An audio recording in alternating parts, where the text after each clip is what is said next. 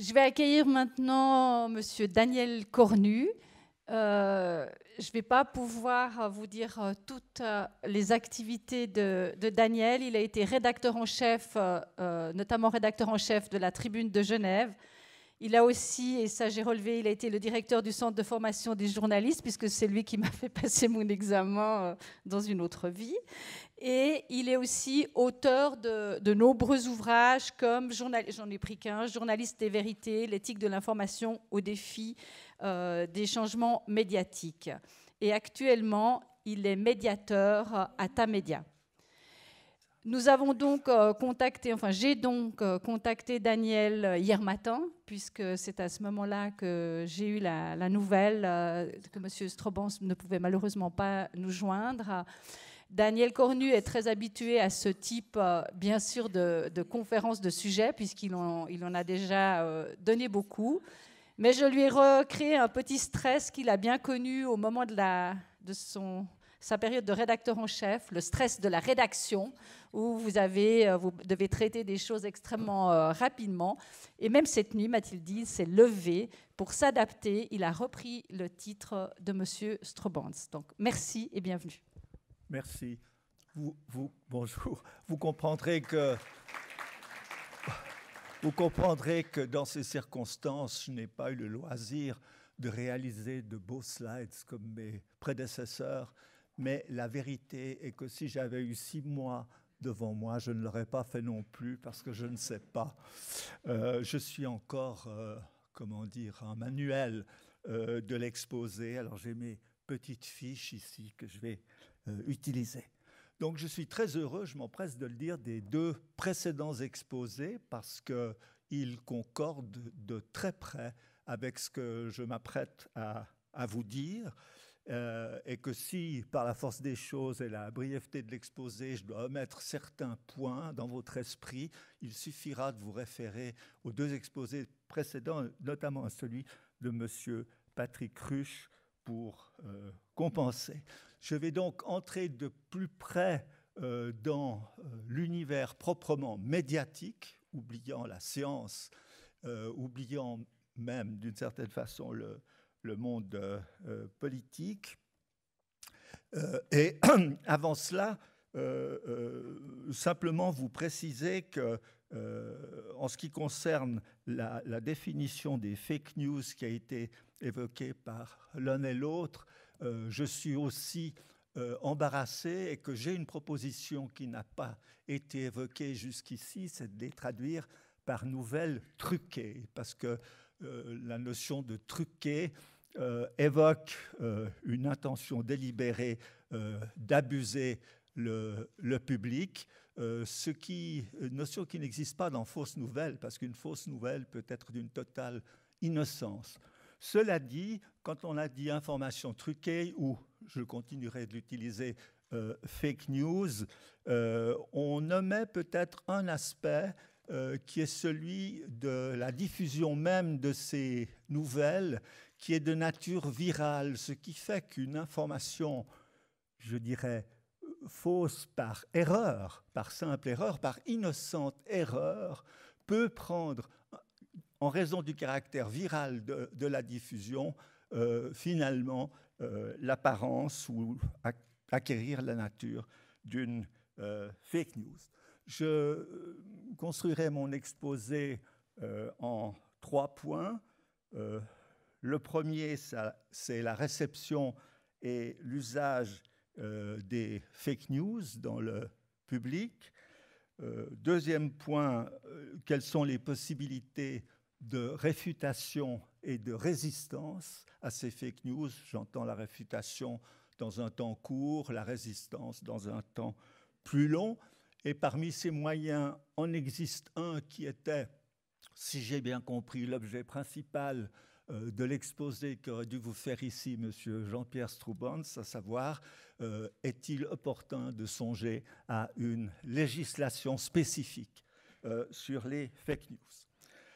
Premier point, usage des fake news, réception des fake news. Aussi bien Mme Kempfer que M. Ruche ont fait allusion à une enquête du MIT, qui a porté sur divers Twitter. Quand je dis divers, c'est 4,5 millions c'est 126 000 histoires relayées plus de 4 millions de fois sur Twitter. Étude du MIT, d'où est issu ce premier constat qui figure aussi les jeux tardivement sur l'invitation à ce symposium, cette constatation qu'une fausse information a 70 fois plus de chances d'être diffusée qu'une bonne. Figure aussi une autre information qui montre que la fausse information met 6 fois moins de temps que la vraie à atteindre un public donné, à savoir 1500 personnes. En résumé, cette étude montre que la fake news se diffuse davantage et plus vite et à plus de personnes que la vraie. Quelles sont les causes de cette faveur des fake news dans le monde de la communication? Eh bien, je dirais que la plupart viennent d'être évoquées par M. Patrick Ruche. On pourrait dire que la fake news a, par sa nature, un contenu plus original que les vraies informations. Répondant à une interview d'un journal de la région de Notre-Dame-des-Landes, de l'aéroport, c'est-à-dire de Nantes, qui s'appelle Ouest France, répondant à peu près cela, le titre de l'article a été « Les fake news sont plus sexy que les vraies ». Et au fond, c'est assez l'idée quand même. Elles inspirent des émotions différentes, qui ont aussi été déjà évoquées, de peur, de dégoût, de surprise, alors que les informations vraies rencontrent chez nous d'abord le sentiment, oui, je l'avais prévu, sentiment d'anticipation, ou de tristesse, ah ben, c'est bien ennuyeux, ou au contraire de contentement, tiens, Servette est champion suisse de football, ou simplement la rencontre du sentiment que l'on a de l'exactitude de la nouvelle. J'amènerai en conclusion de cette étude du MIT un propos d'un sociologue français qui s'appelle Romain Badouard, je me pense sur ma fiche parce que je dois lire, qui considère que les gens qui partagent les fake news, citations, n'y croient pas forcément dur comme fer. En revanche, ils adhèrent à la vision du monde qu'elle colporte, c'est-à-dire, au total, une défiance à l'égard des élites politiques, médiatiques et intellectuelles. Ce sociologue est l'auteur d'un livre qui s'appelle « Le désenchantement de l'Internet ». Concernant la réception et la perception des fake news, existe aussi une autre étude dont on n'a pas parlé, qui émane du Reuters Institute pour l'étude du journalisme, je le dis en français, rattaché à l'université d'Oxford et qui date de 2017, l'an dernier. Cette étude quantitative portait sur 8 groupes situés aux États-Unis, au Royaume-Uni, en Espagne et en Finlande. Quelles sont ces conclusions? Elles sont intéressantes. Les gens ne distinguent pas les fake news des nouvelles vraies par une différence de nature, mais par une différence de degré. Au fond, toute nouvelle est quelque part plus ou moins fausse, plus ou moins vraie. Ils considèrent comme fake news aussi ce que j'appellerais le journalisme bas de gamme, superficiel, imprécis, inexact et porté au sensationnalisme. Ils considèrent comme fake news tout ce qui relève de la propagande, c'est notamment présent dans le discours de la politique, et considère aussi comme fake news certaines publicités et contenus sponsorisés. En revanche, ils sont assez perspicaces, les gens, parce qu'ils ne considèrent pas comme fake news la satire, ni les fausses nouvelles délibérées, le canular. On a donné tout à l'heure l'exemple de Weinstein ou Weinstein à Lugano. Oui, encore que je ne suis pas sûr que ce soit un canular vraiment complètement délibéré, mais enfin bon, de toute façon, c'est quelque chose qui est distingué par les gens et qui est écarté. Au fond, les fausses nouvelles qui sont voulues telles pour divertir, pour amuser, enfin genre poisson d'avril permanent, ne sont pas perçues par les fake news. D'ailleurs, il existe sur l'Internet 2 sites, l'un en français, l'autre américain, qui cultivent la fake news pour le divertissement. Et en français, c'est un site créé par des collaborateurs du journal français Le Figaro, qui s'appelle Gorafi. Je ne sais pas si certains d'entre vous ont déjà eu la curiosité d'y mettre le nez. C'est assez amusant. Néanmoins, la fake news est devenue une expression utilisée pour critiquer les médias et les plateformes. Et de mon point de vue, ce que j'appellerais la fake news active est moins néfaste, moins toxique que l'usage qui en est fait, notamment par le président américain Trump, de considérer ou de désigner, de dénoncer comme fake news tout ce qui, dans des médias pourtant reconnus pour leur crédibilité et leur sérieux, ne lui convient pas. Et c'est porter atteinte de manière assez sensible à la crédibilité des médias. Cela dit, comme on pouvait le remarquer déjà à propos de l'enquête du MIT, la fake news s'inscrit dans un contexte de scepticisme généralisé et fait intéressant, la plupart des gens identifient les sources qui sont considérées par eux comme fiables sur le net, mais ils ne s'accordent pas sur les sources en question. C'est-à-dire ce qui est fiable pour A n'est pas nécessairement fiable pour E, et que très peu de sources sont considérées comme fiables par tout le monde. J'en viens maintenant à mon deuxième point, qui est la question de la réfutation ou de la résistance aux fake news. La réfutation, c'est donc la réaction à court terme. Nous sommes dans les médias. Je précise à ceux qui l'ignoreraient qu'il existe dans la profession journalistique une déontologie qui prend la forme d'une charte, de chartre ou de code. En Suisse, elle s'appelle, ce code s'appelle la Déclaration des devoirs et des droits des journalistes, et ce code fait obligation aux journalistes, je cite, de rectifier toute information publiée qui se révèle inexacte. Il s'agit, en somme, aussitôt qu'on est alerté ou qu'on s'aperçoit soi-même que l'on a commis une erreur, de la rectifier. Deux modes de rectification sont utilisés. Au sens propre, la rectification s'il s'agit d'une erreur, et puis on peut ajouter aussi la précision si simplement il s'agit d'un complément, d'une mise à jour, etc.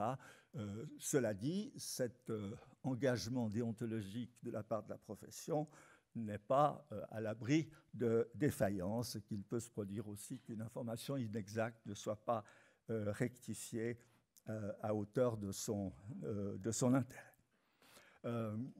Parmi les moyens immédiats, encore que peut-être assez longs à mettre en place, développer le sens critique, j'y reviendrai aussi tout à l'heure, puisque la fake news recèle une volonté de tromper, hein, fake égale truquée, évidemment qu'elle fonctionne d'autant mieux que le public est crédule, et il existe sur le sujet de la part de Gérald Bronner, également sociologue, un livre tout à fait piquant, intéressant, qui s'appelle « La démocratie des crédules ». On est, il est vrai, a priori, assez prêt à croire ce qu'on nous raconte. Et il y a sans doute une nécessité d'éveiller le public à son sens critique, et puis peut-être même d'éveiller d'abord les rédactions au sens critique.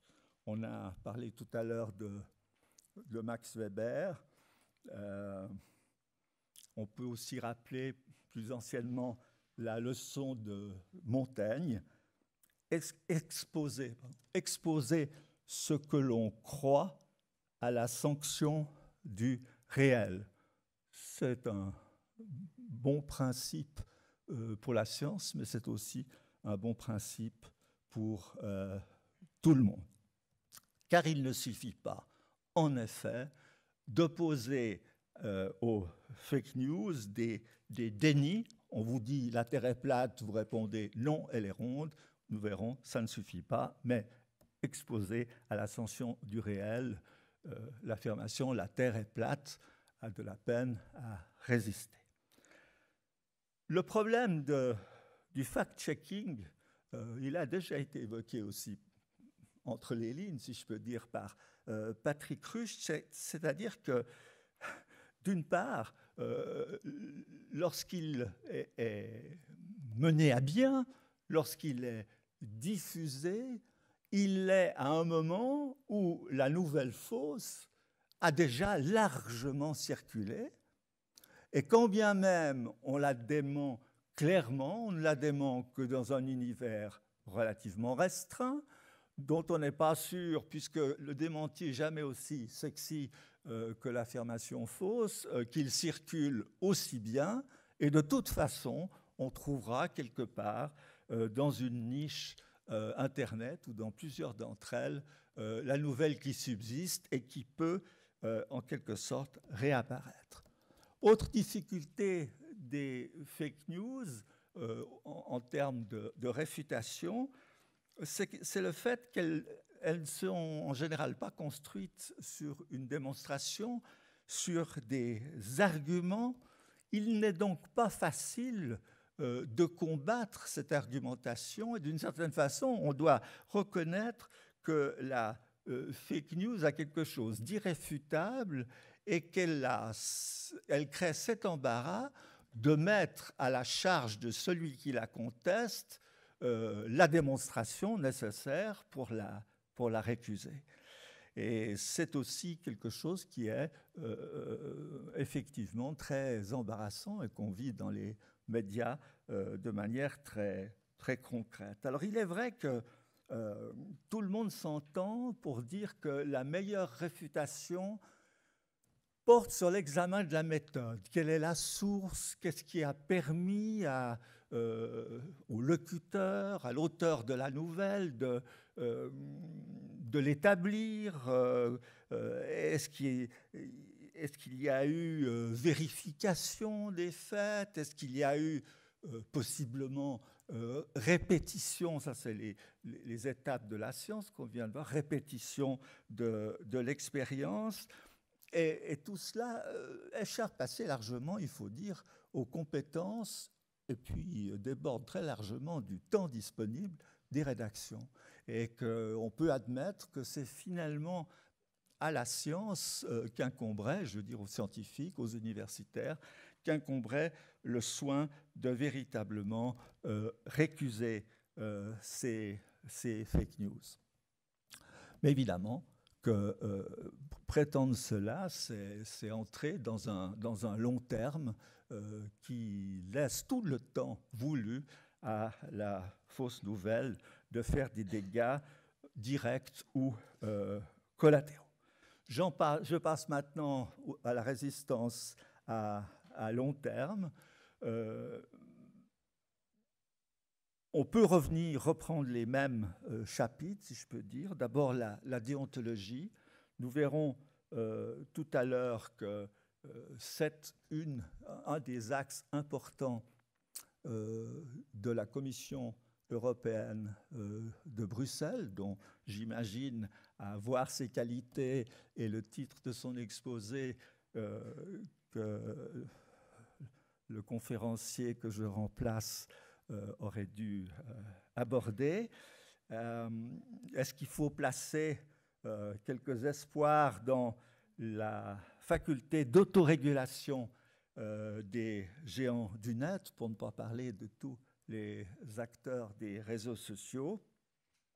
Il y a quand même des éléments qui permettent de ne pas être complètement désespérés. Facebook, par exemple, a pris un certain nombre de mesures qui vont dans ce sens, avant même les mésaventures qu'elle a connues de la diffusion des profils de ses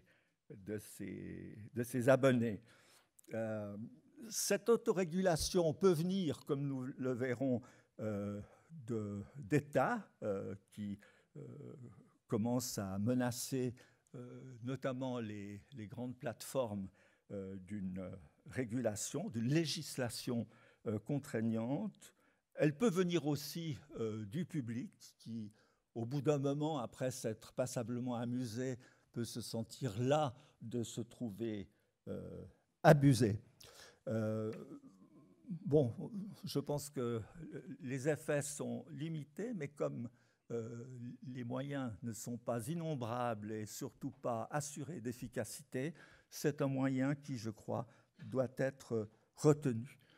Deuxième moyen à long terme, je parlais de développer le sens critique du public. Je pense qu'il y a alors là tout un travail à faire du côté de l'éducation et des plus jeunes. Commencer déjà à l'école primaire, puisqu'à l'école primaire, ils ont déjà tous le nez dans un iPhone et ils cherchent des choses, ils trouvent des choses, et que selon le réflexe habituel, ne s'occupe guère de la source des choses, puisqu'il suffit de l'avoir lu sur Internet ou vu sur Internet et que ça le suffit. Donc, il y a un certain intérêt à montrer que des informations ont des sources, que ces sources doivent être, si possible, débusquées, si elles ne sont pas clairement signalées. Commencer par des questions simples. Est-ce que cet article est signé ? Est-ce que ces informations sont datées? On a parlé de l'intervention de la police en Catalogne, 2012, évidemment, ce n'est pas tout à fait ni 2017 ni 2018. Et c'est amusant parce que je viens de recevoir cette vidéo il y a 3 jours de la part d'une personne que je ne connais pas, Suisse de Barcelone, dit-elle. Mais évidemment que c'est assez fréquent. En tout cas, je peux attester que l'exemple est tout à fait bon. Est-ce que les informations sont datées? Est-ce que les sources sont mentionnées? Et bon, je peux, à l'appui de cette thèse, disons, ou de cette recommandation de résistance, citer un sondage qui se réalise chaque année en France par, c'était la Sofres, maintenant ça s'appelle Kantar Public, pour le quotidien La Croix. Et selon ce sondage, la nécessité d'apprentissage à la recherche sur Internet destinée aux enfants, aux jeunes, aux adolescents, est approuvée, et c'est un bon score pour ce sondage, par 57% des personnes interrogées. Troisième aspect à long terme, la question de la législation, j'y reviendrai tout à l'heure. Maintenant, il existe aussi des pistes qui se retrouveront dans la recommandation de Bruxelles concernant le journalisme de qualité. C'est un slogan du média qui nous accueille aujourd'hui, qui a consacré à ce journalisme de qualité, je parle du Temps, toute une série d'articles fort intéressants au mois d'avril dernier. La mise en place, c'est une recommandation de Reporters sans frontières, association dont vous avez sûrement entendu parler, de la mise en place d'une information labellisée, une sorte, je dirais, d'info bio, hein, une info bio.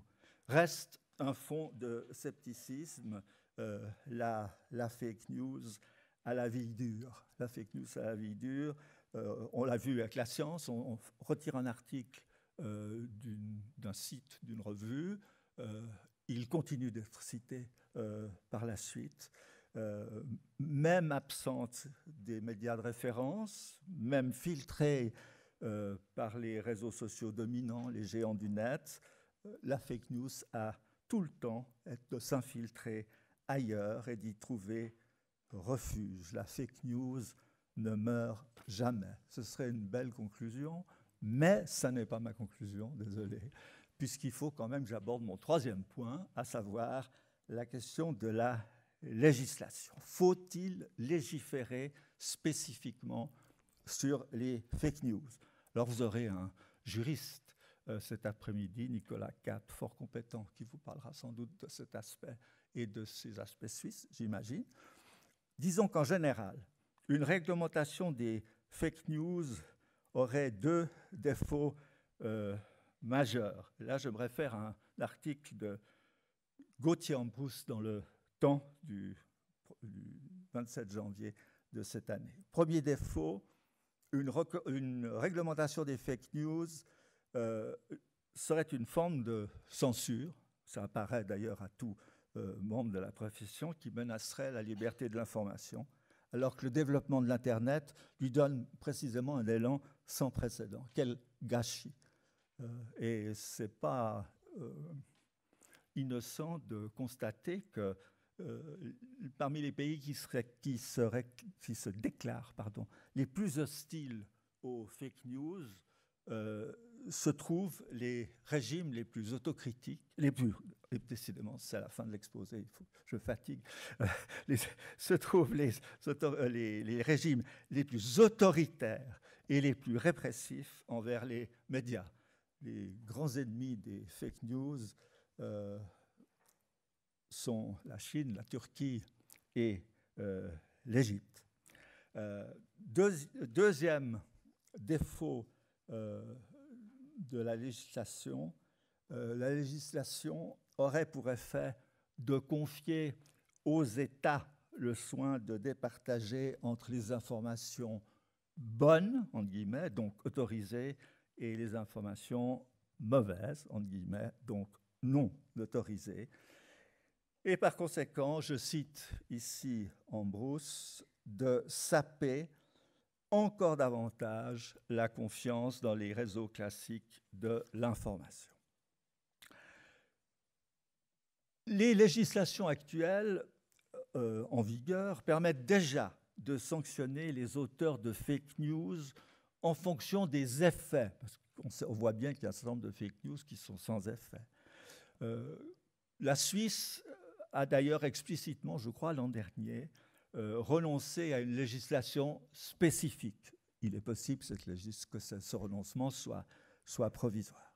En France, et je me fie là à une tribune libre d'un avocat français dans Le Monde, mais c'est intéressant de voir concrètement quelles fake news sont déjà combattues, exposent leur auteur à des sanctions. En France, la diffusion de fausses informations est sanctionnée dans le but de faire croire à un attentat, si elles sont diffusées dans le but de faire croire à un attentat, si elles sont diffusées de façon à menacer un avion en vol, si elles sont diffusées en vue de surprendre et surtout de détourner des suffrages lors d'élections, donc ça rejoint déjà un peu la préoccupation du président Macron de légiférer sur le sujet.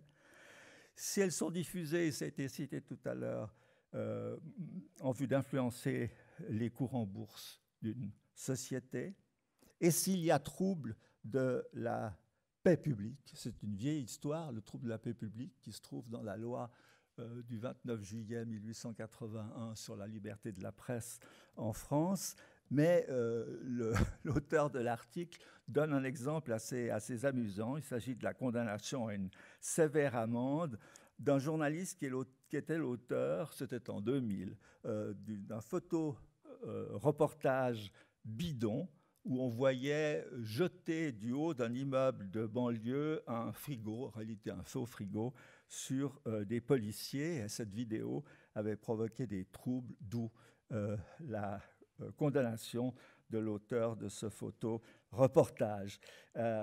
Grande difficulté pour les tribunaux.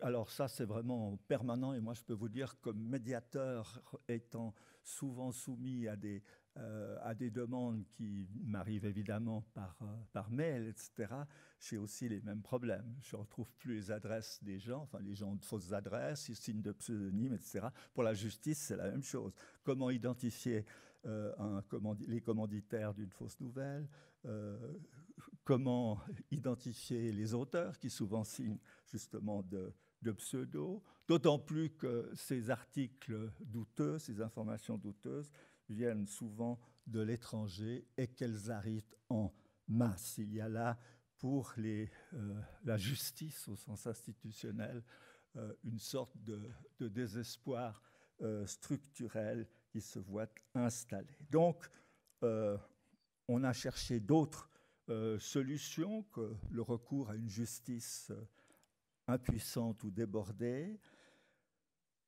Créer, par exemple, une autorité administrative indépendante du type de celle que l'on connaît en France pour la radio et la télévision, le Conseil supérieur de l'audiovisuel, le CSA, qui serait chargé du net, mais objection, est-ce que vraiment l'incursion d'une administration dans la sphère de la liberté d'expression et d'information, et sur la question de la vérité, qui plus est, n'expose pas à des risques de censure disproportionnés. Deuxième proposition, l'autorégulation par les géants du net, j'en ai déjà parlé. En effet, je l'ai dit aussi, un contrôle s'opère déjà sur les contenus violents, pornographiques ou qui font l'apologie du terrorisme. Faut-il l'étendre à la véracité des contenus? Question difficile. Et c'est à elle pourtant que la Commission européenne, et j'en arrive à ma conclusion, a émis en date du 26 avril, donc il y a un mois seulement, un certain nombre de recommandations. La Commission recommande d'abord aux plateformes l'élaboration d'un code de conduite qui serait appliqué sur une base volontaire, comme tous les actes de type déontologique ou éthique, par les plateformes, visant à assurer la transparence des contenus sponsorisés, sans doute demandés par les Français, l'accès, ça c'est très important, à des sources au point de vue contrasté. Vous savez que par l'effet des algorithmes, le problème est qu'on on reçoit pratiquement ce que l'on attend et pas tellement ce qui pourrait nous surprendre ou nous amener à réfléchir à d'autres points de vue, ou encore des mesures pour repérer et fermer les faux comptes qui pullulent sur l'Internet. Deuxième préconisation importante de la Commission, créer un réseau européen indépendant de vérificateurs des faits, donc des spécialistes du fact-checking qui auraient des méthodes de travail communes. Troisième préconisation importante, encourager le journalisme de qualité. Mais on le remarque, il n'y a pas d'obligation faite aux plateformes, déférencement des sites, retrait des contenus, coopération imposée avec les pouvoirs publics et pas non plus de sanctions, comme on en connaît dans la loi allemande qui est entrée en vigueur le 1er janvier de cette année. Conclusion, ça n'est pas la mienne, c'est celle de Jean-Pierre Straubans que j'ai trouvée sur un article du Monde. La Commission de Bruxelles riposte, mais avec un pistolet d'alarme seulement. Je vous remercie. Merci. Alors, je vais inviter à nous rejoindre Stéphane Benoît Guedet, rédacteur en chef du journal Le Temps qui est donc aussi notre partenaire. Et voilà que lui, Stéphane, dirige une rédaction, donc tu es tous les jours à la table de la séance de rédaction. Donc, au quotidien, concrètement, est-ce que la fake news, vous l'avez dans la tête, vous en parlez, comment ça se passe ? Merci beaucoup déjà pour l'invitation. Oui et non, bien sûr, on en parle. C'est évidemment que ça nous occupe. Et c'est vrai que par rapport à tout ce qui a été dit, moi, ce que je trouve quand même, c'est que souvent la fake news, il faut peut-être le rappeler, elle ne vient pas des journalistes. Donc elle vient plutôt de gens qui ne sont pas journalistes et qui font acte de produire du contenu sur les réseaux sociaux notamment. Donc c'est un énorme problème. Je ne dis pas que les journalistes sont complètement vaccinés par les fake news, mais il faut bien voir que la fake news en général, c'est créé par quelqu'un qui justement n'est pas journaliste et va essayer soit effectivement d'avoir beaucoup de clics, ce qui, je vous assure, n'est pas le but de tous les journalistes, soit quelqu'un qui véritablement a un agenda politique d'une manière ou d'une autre, un agenda commercial donc, ou un agenda politique ou idéologique en tout cas. Peut-être aussi de rappeler quand même que pourquoi on parle de fake news beaucoup depuis 2 ans, c'est évidemment l'essor de la technologie et des réseaux sociaux, c'est quand même ça qui est au centre, parce qu'effectivement les news fausses, les rumeurs, les canulars, les mascarades, comme on en a connu avec ce journaliste russe hier, ça a toujours existé, mais évidemment, c'est l'effet de levier de la technologie qui change tout. C'est-à-dire qu'à un moment donné, vous vous retrouvez avec quelque chose qui est parabolique. C'est-à-dire qu'une news, comme l'ont dit les intervenants auparavant, intéresse tout le monde, mais une news très spectaculaire, qui mêle différents éléments dont on sait très bien par des recherches sémantiques. Si vous voulez faire maintenant sur le site du Temps un carton, vous écrivez un article qui serait intitulé comme ça, par exemple « Un chat frontalier a agressé Eric Stoffer », quelque chose comme ça. Voilà, vous avez des mots comme ça un peu buzz qui font partir très vite les audiences. Et évidemment, ce n'est pas du tout ce qui nous importe. Par contre, on n'est pas du tout immunisé contre les fake news, puisque hier, cette fameuse fake news qui était relayée par l'AFP, la mort donc, de ce journaliste russe, c'est la 3e information la plus lue sur le site du Temps hier. Donc c'est une dépêche AFP chez nous, donc une dépêche AFP pour nous évidemment qu'on lui donne 100% de crédit. On n'a pas de raison de la remettre en cause, surtout dans un contexte géopolitique où ce genre de choses arrivent.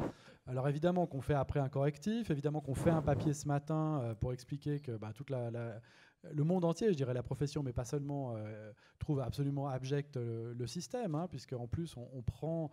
Enfin, les services secrets ukrainiens ont pris en otage quelque part un journaliste pour faire eux-mêmes de la fake news. Donc c'est vraiment le serpent qui se mord la queue. C'est une horreur, une abomination.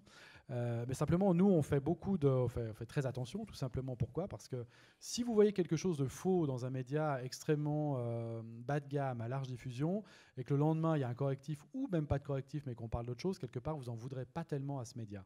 Par contre, des marques comme Le Temps, vous attendez justement qu'il y ait un label de vérité quelque part.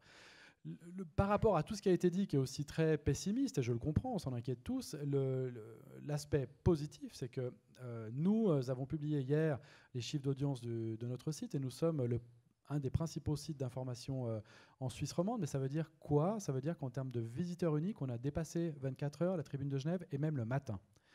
Et pour moi, ça, c'est très important, c'est central. C'est-à-dire qu'il y a, depuis 2 ans, nous, on a enregistré 30% d'augmentation de l'abonnement numérique, donc des gens qui payent sur Internet pour consulter de l'information de qualité. On voit nos audiences qui ont bondi depuis 2 ans, notamment parce qu'on a fait tout un travail sur le site aussi. On a beaucoup bougé notre équipe digitale, enfin toute notre rédaction pour devenir une équipe digitale, justement.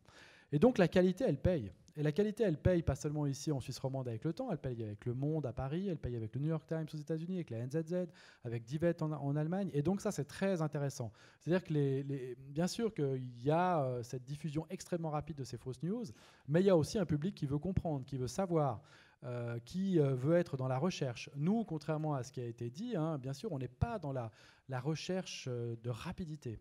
C'est vraiment pas notre truc. Typiquement, sur un site comme Le Temps, il y a 8% seulement de dépêches d'agence. On fait très peu de dépêches d'agence. On en fait un petit peu, mais la dépêche d'agence, c'est le truc qui vous permet d'être très rapide sur une news. Comme hier, notre fameux journaliste russe. Mais sinon, nous, on fait que du contenu quasiment original. Et le but, vraiment, si vous voulez, c'est pas d'être le plus rapide, c'est d'être le plus pertinent, si vous voulez. C'est d'être dans le moment, dans l'époque, bien sûr de traiter les faits et l'information qui arrive, mais vraiment pas, on n'est vraiment pas dans cette course à l'immédiateté. Ça, on laisse ça à 20 minutes. Et évidemment, on voit le risque qu'il peut y avoir quand on traite une information très très vite qu'on ne vérifie pas, parce qu'effectivement, les effets des réseaux sociaux font qu'il y a une attractivité pour des choses extrêmement spectaculaires, extrêmement rapides. Après, les journalistes, moi je veux vous dire ça aussi, franchement, les bons journalistes, il n'y a pas que le temps, hein, et y compris dans la région, il faut vraiment les valoriser. Il ne faut pas oublier que Trump s'est quand même fait élire justement en tapant sur les journalistes. Mélenchon en France essaye de se faire élire en tapant sur les journalistes. C'est toujours problématique quand même, hein, quand dans une démocratie vous tapez sur les professionnels de l'information. Quand il y a une bulle d'information comme on a maintenant, hein, c'est exponentiel, toutes les informations qui sont créées. Je pense que les journalistes ont quelque chose à dire. Les professionnels de l'info, il faut les écouter. Et ceux qui travaillent bien, correctement, vous avez des marques de médias pour ça, pour savoir un petit peu dans quel univers vous êtes. Et je pense que le journalisme n'a jamais été aussi important. C'était le sens notamment de notre série au mois de mars-avril, effectivement, où on célébrait le journalisme en quelque sorte, parce que je crois que c'est très important. Merci. Alors, bien sûr que tout ça suscite sans doute beaucoup de questions, et la table ronde, ce sera vraiment l'occasion. On retrouvera tous nos intervenants pour poser toutes les questions, débattre. Voilà. Il va y avoir des questions du public, j'espère. Voilà, c'était ça l'idée, mais on le fera au moment de la table ronde. Oui, on se prépare à la pause maintenant. Oui. Donc, juste pour vous mettre en bonne condition sur la pause, il faut savoir qu'une fake news peut en cacher une autre. Et je promets le plus grand succès à quelqu'un d'entre vous qui mettrait en ligne aujourd'hui l'information suivante. L'histoire de ce journaliste russe réfugié en Ukraine est peut-être une fake news, mais en réalité, si vous avez bien regardé la télévision hier soir, vous aurez peut-être pu percevoir certaines différences entre le personnage réapparu et les images que l'on avait du personnage avant sa disparition. Autrement dit, il est fort probable qu'il s'agisse d'une manœuvre de l'information russe remplaçant par un sosie un type journaliste de son État qui a véritablement été abattu de 3 balles dans le dos, et l'amener peu à peu à adopter des positions favorables à la Russie, et ainsi à convertir tout un public aux bonnes raisons de suivre M. Poutine. Voilà, ça serait une bonne information. Ça. Merci.